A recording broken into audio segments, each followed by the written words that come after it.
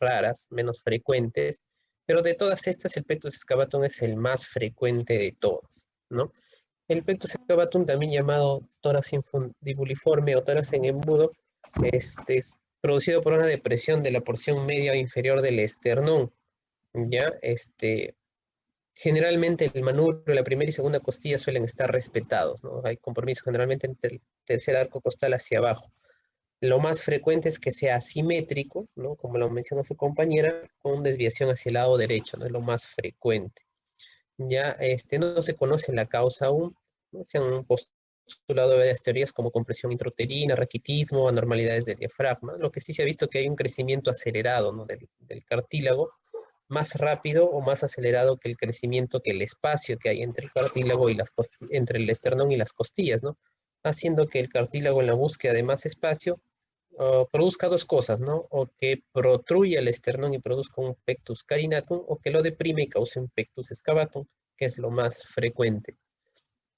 La mayoría de los pectus excavatum se diagnostican el primer año de edad, al nacimiento, primer año de edad, ¿no? Más del 90%. Y es más frecuente en varones que en mujeres, ¿no? 3 a 4 veces más frecuente en varones que en mujeres. Tiene alguna antecedentes o relación familiar, ¿no? En 35-40%. Y también viene asociado a anormalidades musculoesqueléticas como la escoliosis o cifosis. Ya no le voy a la más frecuente de las anormalidades esqueléticas asociada es la escoliosis, ya es la más frecuente. Y también a otras patologías congénitas o genéticas como el síndrome Marfan, el síndrome de Danglos, y también asociado a cardiopatías congénitas en el 1.5%. Es un porcentaje menor, pero es suficiente para que a un paciente con pectus excavatum se le haga siempre una evaluación cardiológica, ¿no? Siempre que se diagnostica.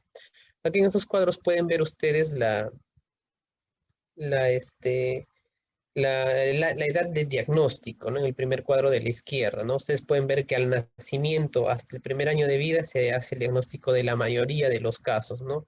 Y ustedes pueden ver que la mayor parte de casos son del sexo masculino, ¿no? A partir del año de edad hacia adelante, y el número de casos diagnosticados es de lejos muchísimo menor.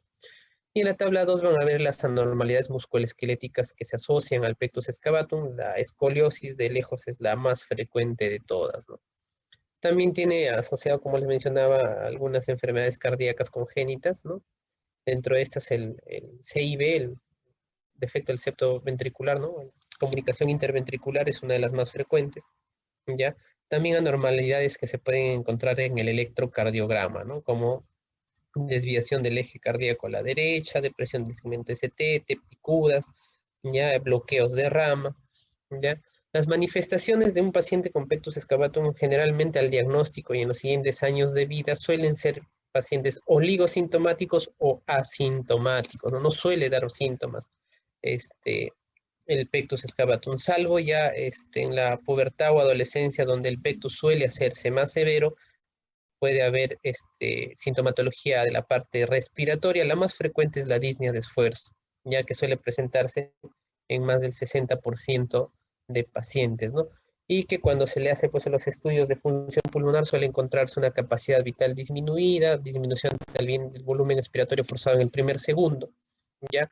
Y en los casos ya más severos, ¿no? Donde hay compresión cardíaca, puede haber dolor torácico, palpitaciones, ¿no? O desplazamiento del corazón hacia el lado izquierdo, o también soplos, ¿no? Que pueden ser producidos por prolapsos de la válvula mitral. Ya, bueno, las variaciones de electrocardiograma que ya mencionamos, ¿no?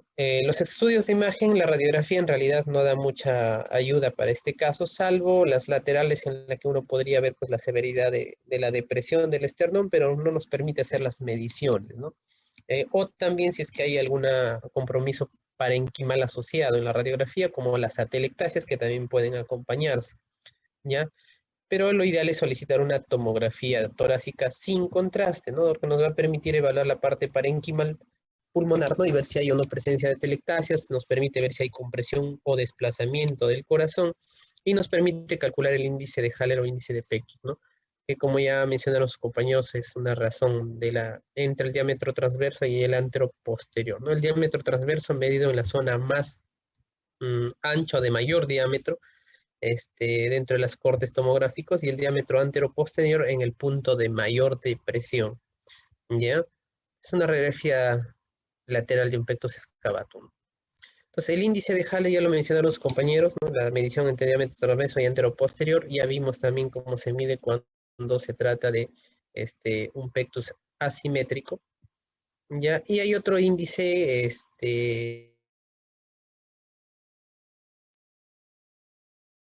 que se lo acompaña, que es el índice de corrección, ya que viene a ser en este caso ya no una relación entre el diámetro transverso y antero-posterior, sino una relación solamente entre el diámetro antero-posterior y el diámetro potencialmente corregible, o la distancia potencialmente corregible, ¿no?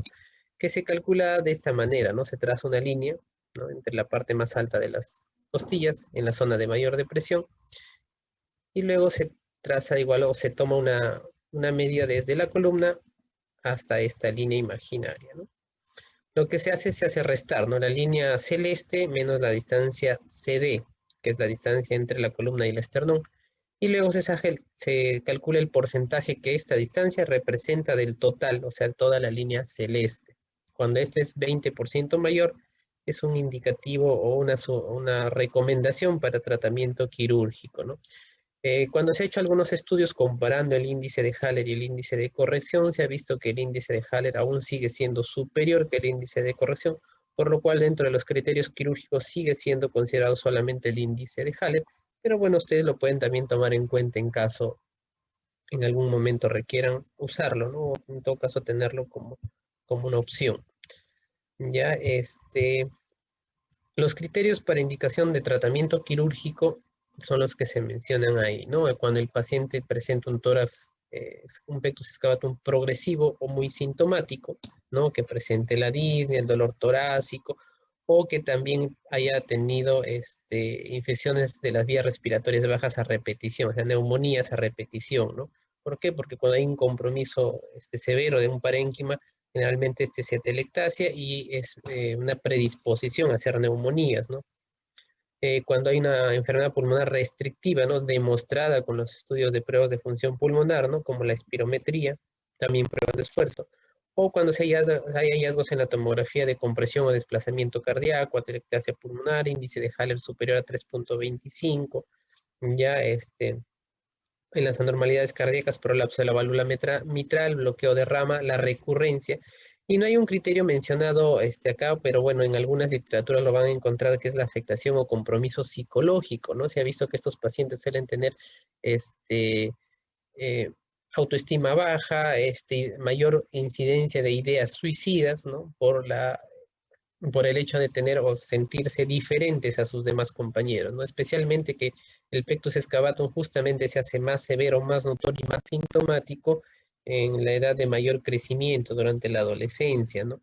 Que es también cuando los pacientes suelen tener mayor contacto con compañeros, por ejemplo, al hacer la educación física no tienen temor a sacarse el polo, no pueden ir a la playa, a la piscina, y esto hace que altere la parte psicológica, ¿no? Entonces algunos consideran también como un criterio quirúrgico, ¿no? La afectación o compromiso psicológico, ¿no? Entonces existen dos técnicas para hacer la corrección del pectus excavatum, aunque en realidad ahorita hay una nueva técnica, vamos a mencionar al final, pero la más antigua y la primera fue la cirugía de Ravitch, ¿no? Que es la más cruenta también, que consiste en retirar los cartílagos costales del tercero hasta el séptimo generalmente, ya de ambos lados, ¿no? Exponiéndolos previamente mediante una desinserción de los pectorales mayores.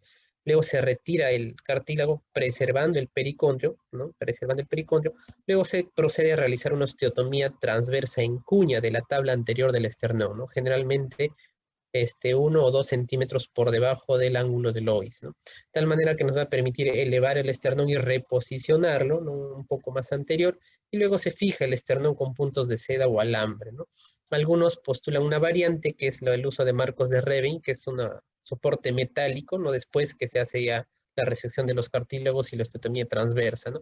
La técnica original no estipula esto, sino solamente la osteotomía y la fijación con puntos, ¿no? Y algunos de repente postulan el uso de Vicril o utilizar un soporte solamente con suturas nada más, ¿no? ¿Ya? Y la técnica más, la cirugía de barra de Nuss, que es la más usada actualmente, más recomendada, porque también es la menos cruenta, menos invasiva, ¿no? Que viene a ser la colocación de una barra, ¿no? Que va a ir por detrás del esternón y por delante del pericardio. ¿Ya? Entonces es justamente cuando se traza el camino, o sea, se coloca la barra y se la rota, cuando pueden ocurrir las complicaciones como las lesiones en el saco pericárdico o laceraciones de la superficie del corazón, ¿no? Por eso que hay que tener bastante cuidado en ese aspecto, ¿ya? Esta barra se va a colocar en la zona de mayor depresión, puede colocarse inclusive hasta 2 barras cuando una no es suficiente o cuando la edad del paciente es límite o superior a lo recomendado, ¿no? La recomendación es que esta barra sea colocada entre los 12 y 16 años, generalmente cuando ya ha terminado o está culminando la etapa de mayor crecimiento o de crecimiento más acelerado, que es la época donde el pectus excavatum suele hacerse más severo y también justamente una época donde todavía las estructuras óseas de la caja torácica son más maleables, moldeables, ¿no? Pasados los 16 años también se puede colocar la barra de Nuss, pero se ha visto que hay mayor dolor postoperatorio porque el esternón ya y las estructuras óseas son más rígidas, por ende causa más dolor. Además de esto que se ha visto mayor número de complicaciones básicamente en la migración de la barra.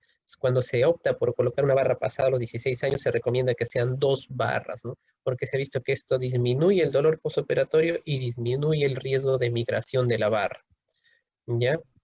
Esta barra luego es fijada en las partes laterales con estos estabilizadores, ¿no?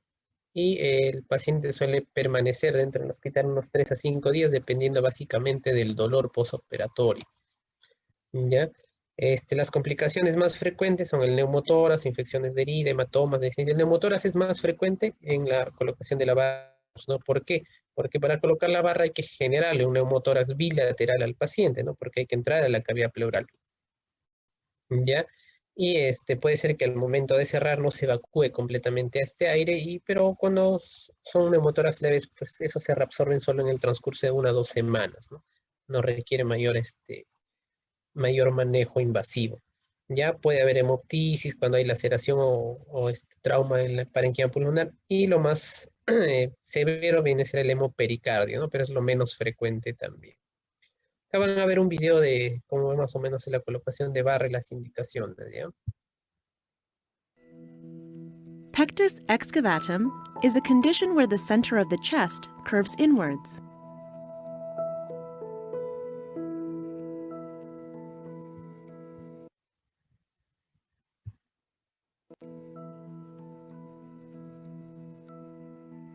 Sometimes it may be asymmetrical, and the lower ribs may flare out.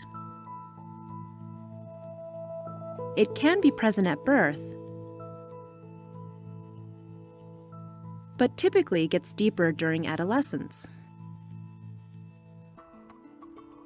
We're not sure what causes pectus excavatum, but it is more common in boys than in girls, can sometimes run in the family, and is due to extra cartilage growth around the sternum.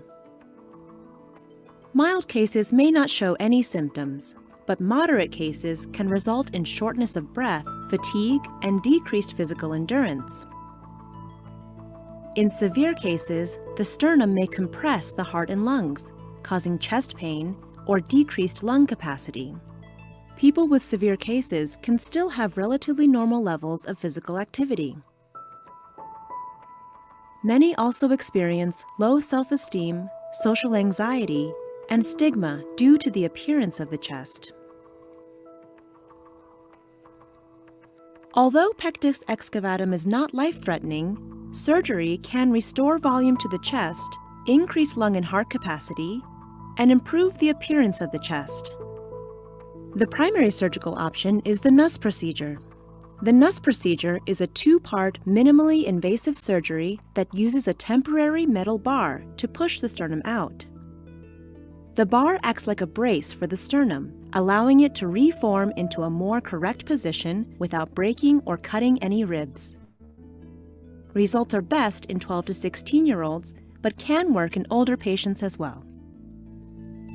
At Children's Hospital Colorado, we will examine your chest, which typically includes a CT scan of the chest, an echocardiogram, or other pulmonary function tests. The first surgery, the bar insertion, takes about 2 hours. You will be given general anesthesia, as well as a thoracic epidural, which will block most of your pain during recovery. First, your surgeon will create 3 small incisions, 2 1-inch incisions for the bar and a 1/4-inch one for the camera. Next, the bar is inserted between the ribs, brought in front of the heart and lungs, through a thin area of connective tissue under the sternum, and through to the other side. After the bar is positioned, it is rotated into place. This pushes the sternum out and corrects the curvature. Some patients may need 2 bars in severe cases. Finally, a metal stabilizer is placed on one side and absorbable sutures on both. Over several weeks, your body coats the bar with a thick sheath of fiber, securing it in place. The bar will stay in place for 2 to 4 years, depending on your age and how much growing you have left to do. During this time, the cartilage that was bent into place by the bar reforms into its new position. This stabilizes the sternum, so once the bar is removed, the sternum stays in place. The bar, however, does not correct the flared ribs. Most patients stay in the hospital for 3 to 5 days after surgery. Recovery from the Nuss procedure is often quite painful, but we will help you transition off the epidural and manage your pain using oral medication and may begin physical therapy as well. Once home, most patients get off their pain medication in 1 to 2 weeks and then return to school. After 3 to 4 weeks, most patients return to low-impact activities, such as running and swimming. After 3 months, patients can return to full activity, like weightlifting and even contact sports. For the second surgery, the bar removal, we will see you every 3 to 6 months until your bar is ready to be removed. Bar removal is a much simpler outpatient procedure and usually only takes an hour. First, the stabilizer is removed. Next, the bar is carefully taken out.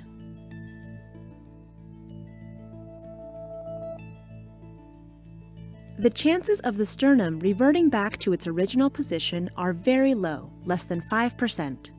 Most patients will only need pain medication for 2 to 3 days after bar removal and return to full activity after 2 weeks with no long-term restrictions. We're ready to help you get better. To learn more. Bien, esa de ahí es la parte de pectus excavatum. Vamos a ver la parte de pectus carinatum, ¿no? Que es también conocido como tórax en quilla o pecho de paloma, ¿no? Dependiendo de la porción del esternón que se encuentre comprometido, ¿no? En este caso es una protrusión, ¿no? Un desplazamiento anterior del esternón, ¿no? Igual lo más frecuente es que se afecte la parte media y distal del esternón, lo más frecuente. A diferencia del pectus excavatum, su diagnóstico suele hacerse en la mayoría de los casos durante la adolescencia, ¿no? Más o menos en la mitad o un poco más de casos se diagnostican a estas edades, ¿no? Es menos frecuente que el pectus excavatum, ¿no? Menos de 1 por cada 1000 nacidos vivos, y sigue siendo más frecuente en varones, ¿no? Alrededor de 3 a 4 frente a las mujeres, ¿no? Igual se encuentran antecedentes familiares en más del 30% de los pacientes porque comparten pues la misma etiología, ¿no? Pectus excavatum. Pero en este caso está más asociado a anomalías congénitas cardíacas, ¿no? Más o menos un 5% de los pacientes con pectus carinatum suelen tener una cardiopatía congénita y la escoliosis sigue siendo la anomalía musculoesquelética más frecuentemente asociada, ¿ya? Acá igual van a ver la edad de diagnóstico, ¿no? Ustedes van a ver que entre los 11 y 15 años son las edades, el rango de edad donde se hace el diagnóstico de la mayoría de de casos, ¿no? Y menos frecuente en las edades previas. Ya la escoliosis sigue siendo la anomalía musculoesquelética que se asocia con mayor frecuencia. Existen dos tipos, ¿no? El condrogladiolar o corporal, donde hay afectación de la porción del cuerpo del esternón, o también conocido tórax en quilla, como tórax en quilla, ¿no? Embarcación. Esta es la forma más frecuente, ya, la más frecuente, y también tiene dos formas, la simétrica y la asimétrica. Disculpen un minutito, están que me llaman de acá al hospital, ¿ya?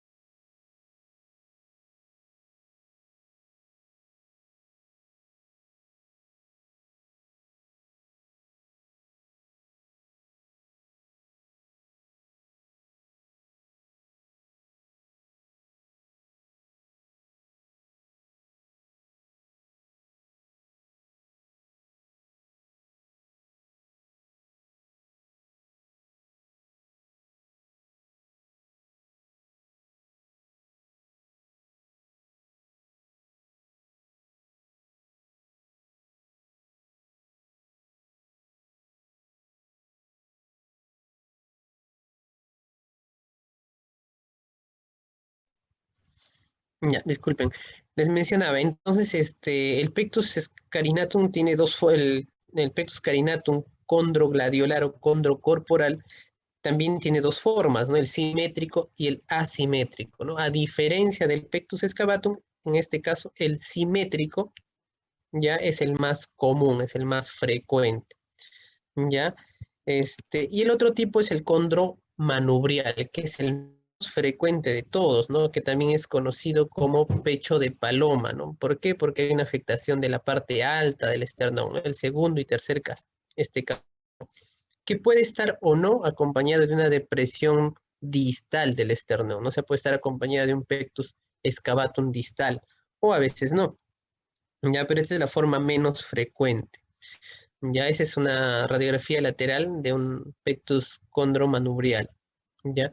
Ese es el orden de frecuencia, ¿no? El condrogladiolar es el más frecuente, dentro de esos el simétrico, seguido del asimétrico, luego la combinación de pectus carinatum con excavatum y el más raro, el menos frecuente, el pectus carinatum condromanubrial, ¿no? O sea, manubrio, ¿no? Cuando afecta la parte alta del esternón. Ya, igual que el anterior, que el pectus excavatum, el carinatum suele ser asintomático, ¿no?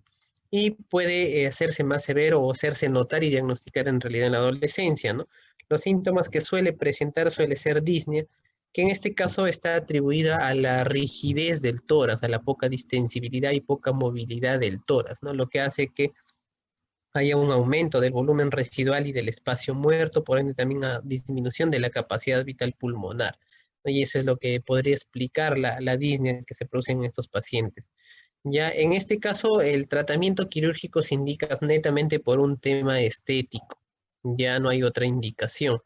¿Por qué se ha visto que la corrección del pectus carinatum no mejora la sintomatología o no mejora los valores encontrados en los estudios de función pulmonar? ¿No? Es un tema netamente estético. Igual existen dos tipos de cirugías, la Ravitch, que es la más antigua, igual, ¿no? Que consisten básicamente en lo mismo, ¿no? Sacar los cartílagos que unen las costillas con el esternón y hacer igual una osteotomía transversa, ¿no? Luego de eso fijar el esternón y cuando hay compromiso alto del esternón, o sea, cuando hay un pectus carinatum condromanubrial, lo que se hace ya es una incisión en cuña, ¿no? Y se deprime el manubrio y se eleva el cuerpo, ¿no? Para que quede horizontalizado. Ya esa es la cirugía de Ravitch, ¿no? Que básicamente es lo mismo que en el pectus excavatum. Y existe otra cirugía que también, bueno, sus complicaciones también igual, son el neumotórax la más frecuente, es atelectasia, infecciones de herida, ¿no? Ya, y existe otra técnica que es similar a la de cirugía de Nuss, ¿no? Igual utilizando una barra, pero en este caso la barra ya no se va a pasar detrás del esternón, sino se pasa por delante del esternón. Y esta cirugía se llama la cirugía de Abramson. Ya es un video que van a ver cómo se coloca la barra.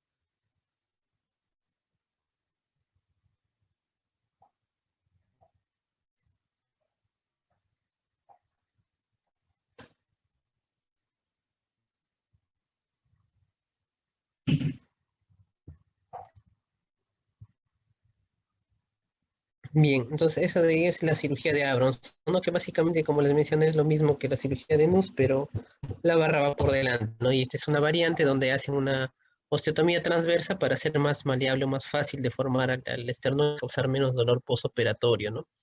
Me olvidaba en el pectus mencioné que hay una nueva técnica, ¿no? Que ha sido desarrollada en México, que se llama la taulinoplastia, ¿no?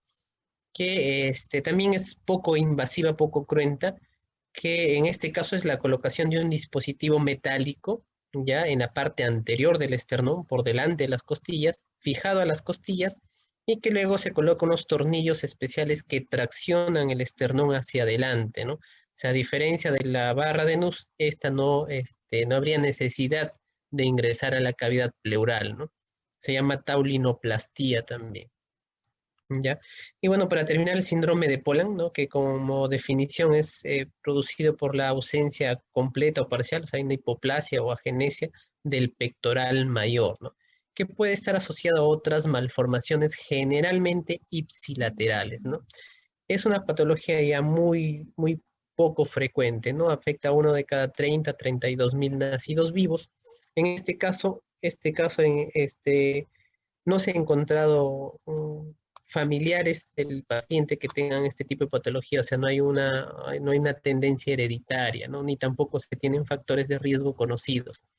El lado afectado con mayor frecuencia suele ser el derecho, y también siguen siendo los varones los que tienen mayor predisposición a formar o a presentar este tipo de patologías, ¿no?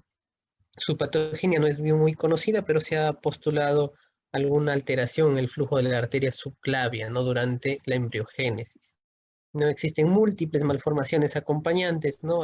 Como ausencia o agenesia de algunos otros músculos, como el pectoral menor, el serrato, el oblicuo abdominal, hay aplasia, hipoplasia del pezón, atelia, mastia.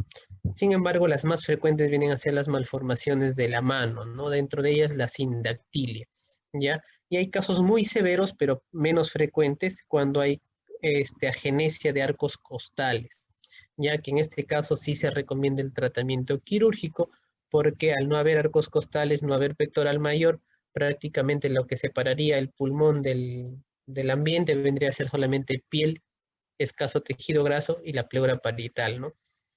Y el hecho de que no hay arcos costales puede generar que hay una alteración en la ventilación, ¿no? Haciendo que el paciente presente una respiración o movimiento paradójico, ¿no? Entonces, la etiopatogenia, la teoría más aceptada es la vascular, ¿no? Propuesta por Bouvet, ¿no? Que tuvo mayor acogida cuando él demostró que había una disminución significativa del flujo en el miembro superior del lado afectado comparado con el lado contralateral, ¿no? ¿No? Cuando se hizo un estudio de este flujo en los miembros superiores, ¿no? Sin embargo, tampoco explica lesión o malformaciones acompañantes que no tienen irrigación de la arteria subclavia del lado afectado, ¿no? Entonces, pero es la que más se acerca a explicar este tipo de patología, ¿no?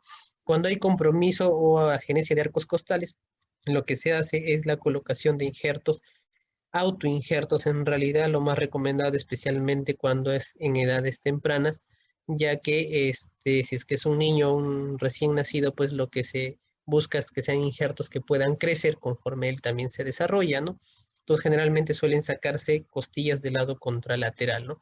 La cirugía es la misma, la de Ravitch, ¿no? Es una incisión, cuando viene acompañado con depresión, porque puede estar asociado a pectus excavatum, y desviación del esternón, se hace la corrección respectiva del esternón, se fija igual el esternón y luego se procede a colocar los injertos costales del lado contralateral, ¿no? Y la cobertura suele hacerse con colgajos musculares o también con prótesis, ¿no? Ya va a depender. Cuando no hay compromiso de arcos costales, la cirugía solamente es algo estético, ¿no? Ni siquiera hay alteración funcional. Y cuando se trata de casos de las mujercitas, se espera que desarrollen la glándula mamaria contralateral para la cirugía. ¿Ya? ¿Alguna pregunta?